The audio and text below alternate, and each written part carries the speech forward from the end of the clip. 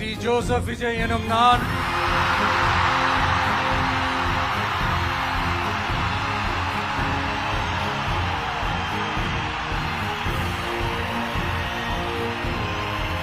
சட்டப்படி அமைக்கப்பெற்ற இந்திய அரசியல் அமைப்பின்பால் உண்மையான நம்பிக்கையும் மாறா பற்றும் கொண்டிருப்பேன் என்றும்